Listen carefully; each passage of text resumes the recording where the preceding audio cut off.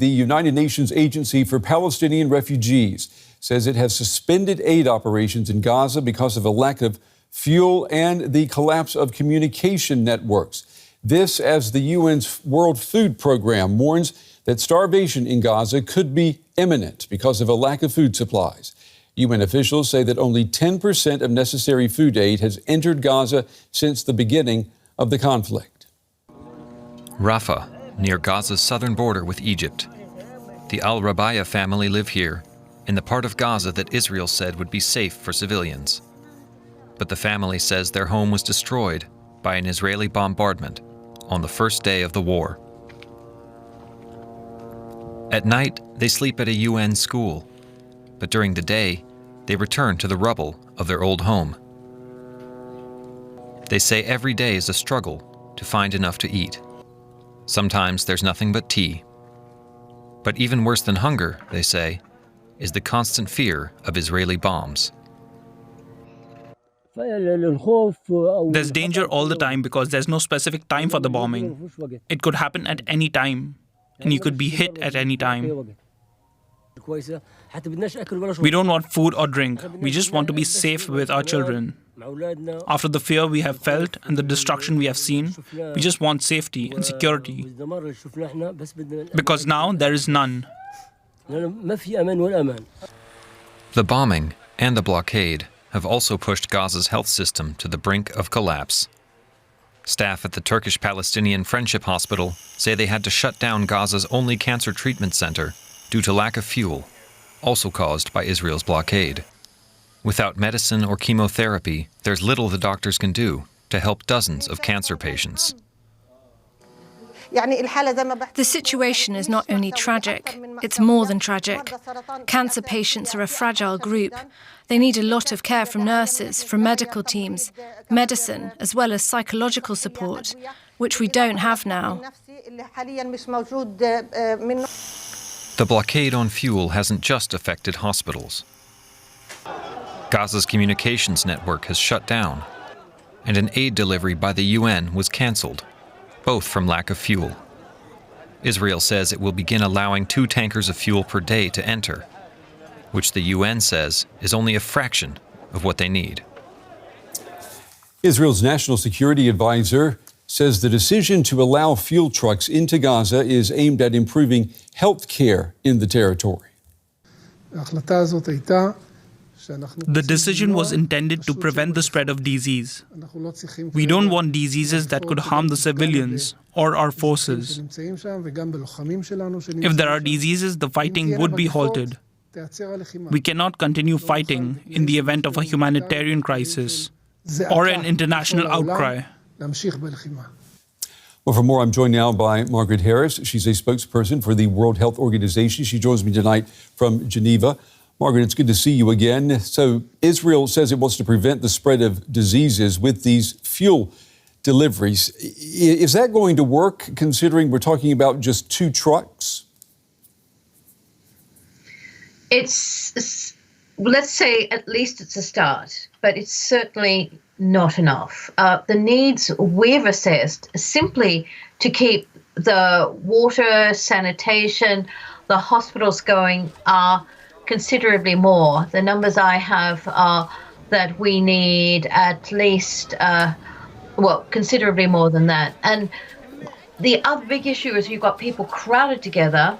They, as you've so graphically illustrated with your report, they're living in makeshift conditions. They don't have enough to eat. They don't have water to wash with. There's only 5% of the water that used to come into the area is coming in now. And they're in horrific conditions.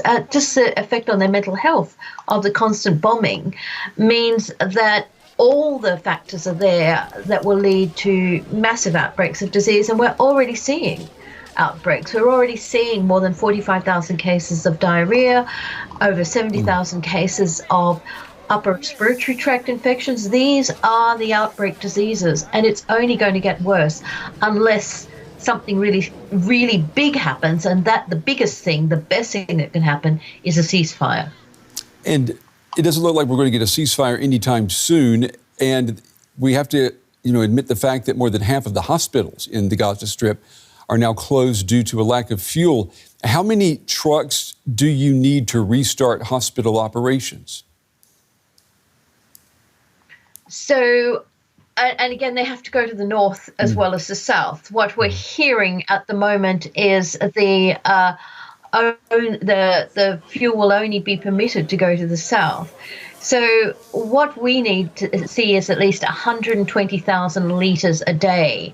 And I think we've been promised a lot less than that. And that's got to come in per day. And to get things really started, you've got to get a large amount in, because there are so many things that now need to be restarted because of this blockade on the fuel. The Israeli army said that it delivered incubators for premature babies at the Al-Shifa hospital.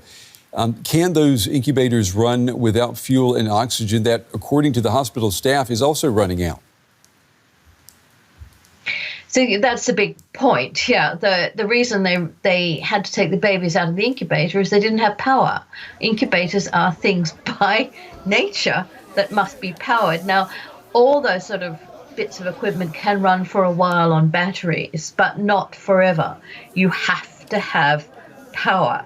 And if you cut the power off, you cut the lifeblood, the chances of the seriously ill, the vulnerable, of surviving. And horrifically, we are now hearing reports of those very vulnerable patients in Al-Shifa dying. Margaret Harris with the World Health Organization joining me tonight from Geneva. Margaret, as always, we appreciate your time. Thank you.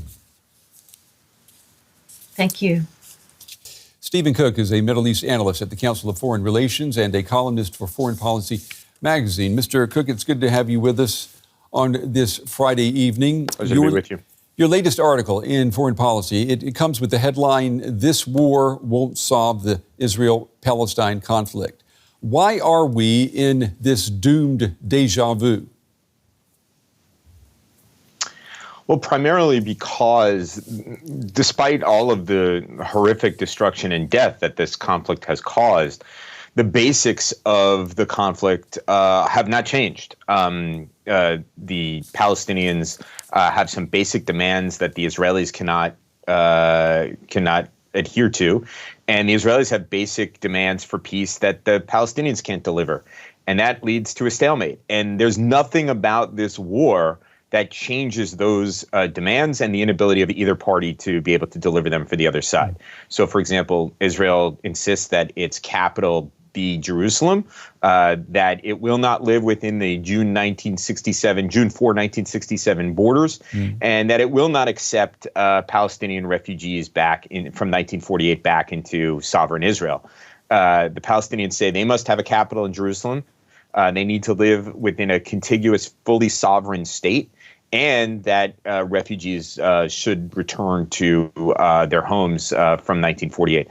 None of these things are changed as a result of this horrific conflict that is happening in the Gaza Strip. Yeah, I want to talk more about U.S. policy in just a moment, but first I'd like to get your take on this. We've noticed in the last few weeks that more and more Israelis are openly criticizing Benjamin Netanyahu, even predicting his demise sooner rather than later. He has not accepted any blame for October 7th. Do you think that the voters will hold him responsible?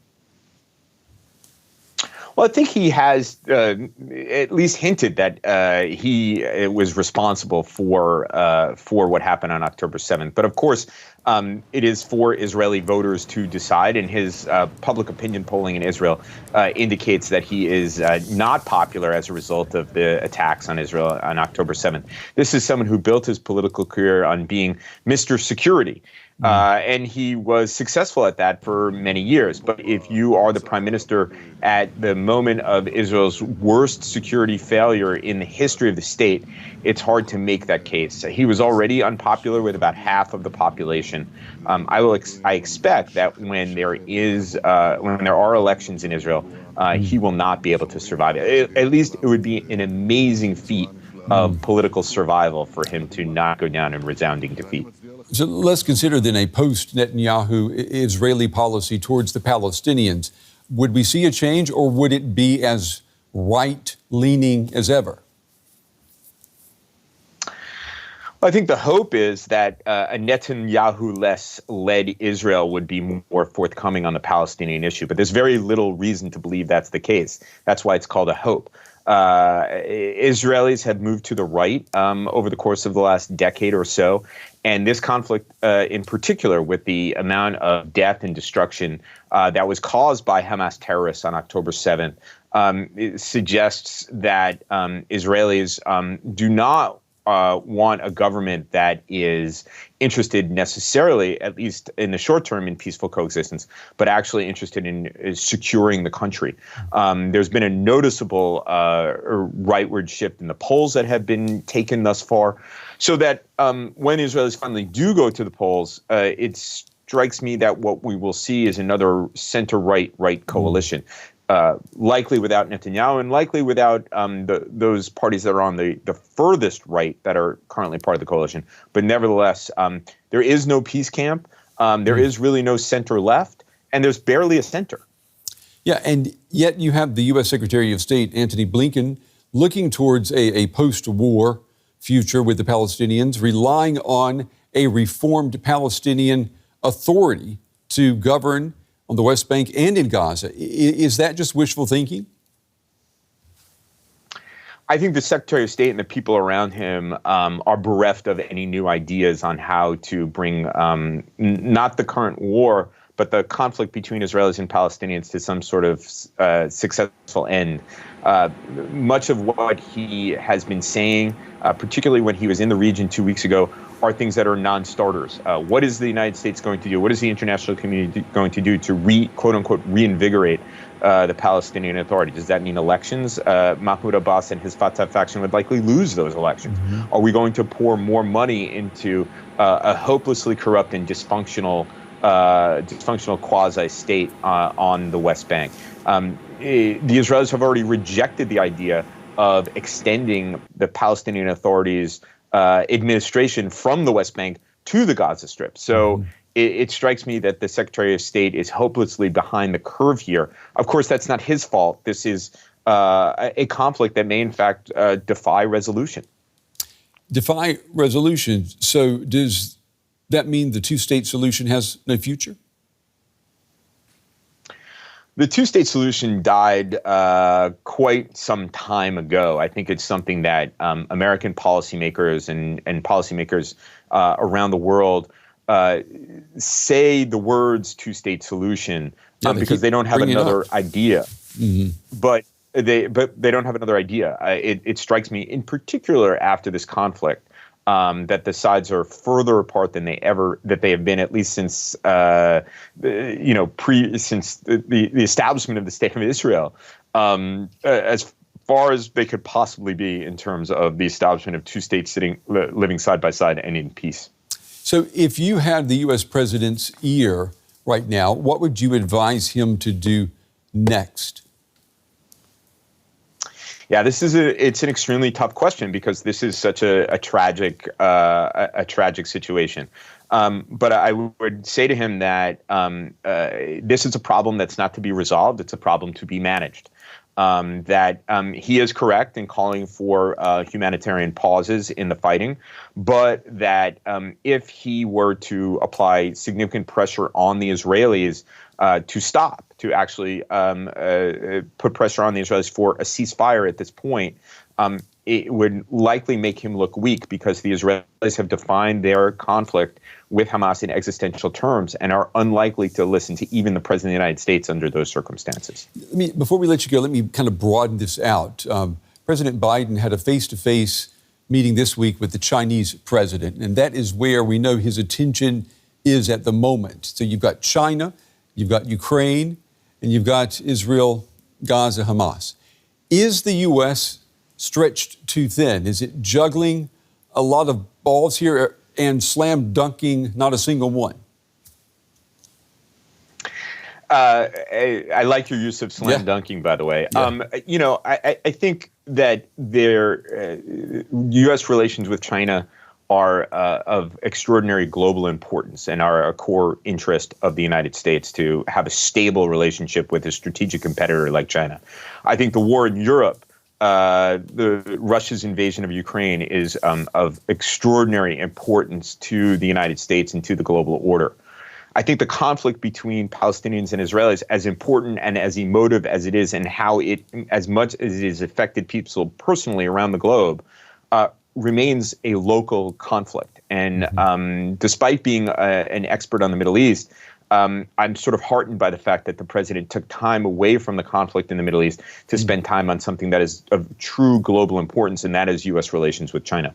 All right, that's a great way to end the talk then. Steve Cook at the Council of Foreign Relations.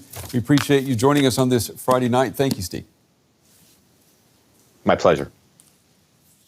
Since October 7th, an already tense situation on the Lebanon-Israel border has become more precarious, with the Lebanese Hezbollah, labeled a terror group by Germany and the U.S., carrying out near daily strikes on Israeli targets. The vast majority of rockets are intercepted, but some do make it through. And Israel retaliates. Both Hezbollah and Israel say they do not want all-out conflict, but both say they are ready for anything. Residents who live along the border have been ordered to evacuate. Not everyone has complied. Shuttered shops and empty streets. Cats and soldiers, pretty much all the life left in Kiryat Shmona. Less than 3 kilometres from Israel's northern border with Lebanon, Kiryat Shmona is right in Hezbollah's firing line. This strip of shops was struck by a rocket from Lebanon. Nearly 90% of this town have been evacuated. There's only really soldiers walking around, and every now and then you can hear the outgoing fire of the Israeli military. Like a 6 or 5 cars. 18-year-old Elia of Flalo was here the night the rockets hit. The bomb fell on the roof and exploded under the car. Can you see the... Oh, wow, here there was... He's one of the many who's moved away from the town, but he travels back for work each day in this sandwich shop that now opens mainly to feed the hundreds of troops stationed in the area. All the city are evacuated. My family evacuates, so me too. And I came every morning to work to feed my soldiers. Going to the military. Next week, he'll start his compulsory military service and perhaps end up back here in uniform. I know one thing, the Israeli army is one of the best in the world, and they're strong, they don't afraid, and I trust them. In this now deserted town, we happen across one of the few residents who says she'll never leave. Sure, it's scary when there are explosions here, but we have faith. Esther Duron moved here with her husband last year for the countryside, clean air and the quiet. But a lot has changed since then. All the neighbours have left. Maybe there is 1 or 2 still here. We rarely see anyone. Here in the street there is a military base. There are Israeli soldiers. I'm not afraid.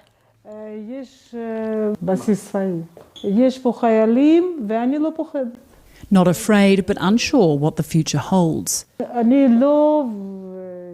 I am not a mind reader. No one knows what will happen next. We are hoping that this will be over. We want to stay here until the end of our lives. For now, though, Kiryat Shmona remains a town of cats, soldiers, and a few hardy citizens like Esther. DW correspondent Rebecca Ritters, she filed that report. She joins me now from Jerusalem. Good evening to you, Rebecca. What is the latest at Israel's northern border tonight? It's been another pretty tense day on that border, Brent. We've seen as many as 10 or more rockets launched from the Lebanese side, claimed by Hezbollah, into the Israeli side. And today we've seen also 4 Israeli injuries. We're not yet sure, we've not been updated on the state of those people, but 4 people have been injured in rocket fire that have landed into Israeli territory. So it's incredibly tense. I mean, it was quite strange being up there, actually. You feel the tension. You feel the tension particularly with the authorities. We were followed by police. We were asked to move on. We were asked not to film, obviously, any military targets, but you can't even actually see much military. It's very different to, say, when you're in the south, for example. You know, it's quite a different tension in the air, but it's something that Israel are particularly worried about, that border. We're talking about 150,000 precision rockets that Hezbollah have, and if they decide to activate, then we're talking about a very, very serious front opening up. That's something that obviously the international community and Israel are trying to stop. And at this stage, it looks like what we're hearing from Hezbollah leader Hassan Nasrallah is that he's trying to tie up troops, Israeli troops in the north, rather than actually launch a full-scale attack. So we're everyone concerned and waiting to see what's going to happen. Tension's very high. Rebecca, in your report, we heard residents there worried about the conflict reaching their doorsteps. How worried are Israelis elsewhere about yet another front opening in this war? People are obviously concerned. I mean, you can probably see behind me, I'm in Jerusalem, and in Jerusalem it feels a little bit like life as normal. Of course, the war is something that everybody is talking about, not just the war, but the hostages, the situation in Gaza, the political situation, everything here, it's very at the forefront of everyone's mind. But the opening up of particularly the northern front obviously worries people. As I just mentioned, it sort of feels as though that's not going to happen. It's not going to happen into a full-scale war. I spoke to somebody in the US State Department saying that they also believe, somebody that works on that file, they say that they also believe that Hezbollah are not keen to get involved, but it's just going to take a misstep. You know, it's going to take a misstep from either side. Israel obviously retaliating, but if they do something that Hezbollah says crosses their red lines, then they may well get involved. And of course, that is a concern for everybody, not just here, but everybody across the globe. I understand a funeral was held for the hostages whose remains were found in Gaza. What do we know about that? Yeah, that's right. One of the soldiers that was known to have been kidnapped, we saw video of that soldier actually alive last week, and then another video was released showing her body, and Hamas claiming that she had been killed by Israeli rocket fire, now by a bombardment, by missile fire. But obviously that we haven't been able to verify. But the body was found in the Shifa hospital complex or near that area and was brought back to Israel. So she could be laid to rest today. Another hostage was also found at the complex. And today we've also, this evening, just seen another video of a very elderly and sick man who's also been taken hostage. His condition not very known, but obviously huge concerns about his welfare. And we're starting to see this happen at rather a pace. We know that there are negotiations ongoing for the release of these, at least some of the hostages, up to 50 hostages in return for a short ceasefire. But there's a sticking point, particularly from the Israeli side, not wanting to allow that ceasefire. So far, no progress on that. Our correspondent Rebecca Ritters with the latest tonight from Jerusalem. Rebecca, it's always good to see you. Thank you. The body of Israeli soldier Noah Marciano was discovered by Israeli forces earlier this week during their ongoing search of Gaza's Al-Shifa hospital. The 19-year-old was captured by Hamas on October 7th while she was serving at the Nahal Oz kibbutz near Gaza. Marciano appeared in a propaganda video filmed by the militants that was released earlier this week, showing her alive 4 days after she arrived in Gaza. The next images shared by Hamas were of her dead body. She was laid to rest on Friday as questions remain over exactly how she died. Her coffin carried by her fellow soldiers. The body of Corporal Noah Marciano is brought to its final resting place. The end to a long search to find the 19-year-old. She was captured by Hamas on October 7th while she was serving on an IDF base near the border of Gaza. From that Black Saturday, we've had no rest. Our pain turned into the nation's pain. We've tried everything. 40 days in which we've turned every stone. We've searched every path. We've climbed every tree. And today, We're asking for your forgiveness. We're sorry that we did not succeed. You protected us, but we failed in protecting you.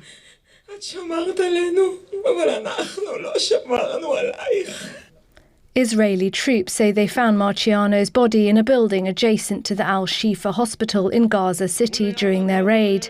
The body of another Israeli hostage, a 65-year-old woman, was reportedly found near the hospital. Israel has not confirmed the cause of Marciano's death. Hamas claims she was killed by Israeli bombing, but this cannot be independently verified.